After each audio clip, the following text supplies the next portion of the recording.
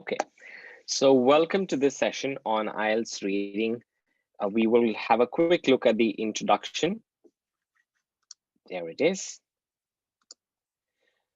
And what we are looking at today, or the objective of this lesson, is to have an overview of the reading test, identify what are the tasks, different type of questions, and then also probably analyze and do some practice after we've completed or we've gone through this presentation. Now, the structure of the test, I'm sure you guys are aware of this. We have 60 minutes of the reading test, both academic and GT or general training takes 60 minutes. You need to be very careful. There's no extra time to transfer your answers onto the answer sheets, and you get 40 questions, just like listening test. And you will be, these 40 questions will be based on 3 to 6 reading texts that you'll have with a total word count of more than 2,000 words for all the 3 tests that you'll have. Now, for the academic module, these are for non-specialist audience, which means there's going to be a slightly bit of jargon, but not too much. It's not for the specialized audience or the specialized group that these things are written for, but these are topics of general interest, although they're slightly leading towards more serious or academic sort of topics and things that they talk about. While on the GT module, you'll have 3 sections. In academic, we call them passages, passage 1, 2, and 3, while in GT, you call it section 1, 2, and 3. Section 1 will have sometimes 2 or sometimes 3 texts, generally 2 texts about everyday life, while section 2 has 2 texts about work-related situations, while the section 3 has 1 general reading text, somewhat on the lines of the academic module, not too specialized again, but very close to that. That's just the structure of the test. A quick look at the difference between academic and the general training module, like we said, is just the topics that have been chosen that differ, but everything else will remain the same, which means you get 60 minutes in academic tests as in GT. You get 40 questions that will be asked. In the academic module, you have 3 long reading passages. So as we just said, we call them passage 1, 2, and 3.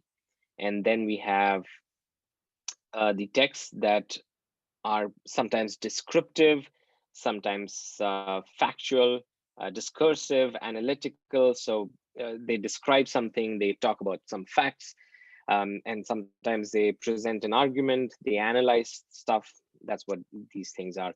They can also have non-verbal material. You can have diagrams and illustrations and questions based on that, but you don't see that quite often. Texts are authentic. They come from actual books and journals and magazines or newspapers. So that's from the real world. Now the GT, on the other hand, the 60 minutes remain the same, 40 questions remain the same. What you get in the reading passages, section 1, 2, and 3. Section 1 contains short factual texts. It could be taken from, it could be an advertisement from a newspaper or magazine, or some sort of information that's given to you. And then you also have section 2, which contains work related to factual texts. And then you have section 3, which contains 1 longer text on a topic of general interest again. Now, please note that these texts are also authentic. They come from company handbooks, organizational handbooks, office documents, books, and newspapers as well. These are the different kinds of tasks you get. I give you less than a minute to just look through all the different types of questions that you will be attempting.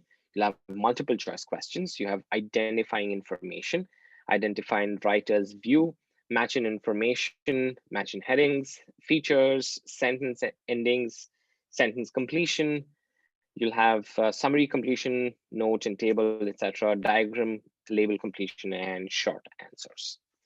A quick little exercise for us.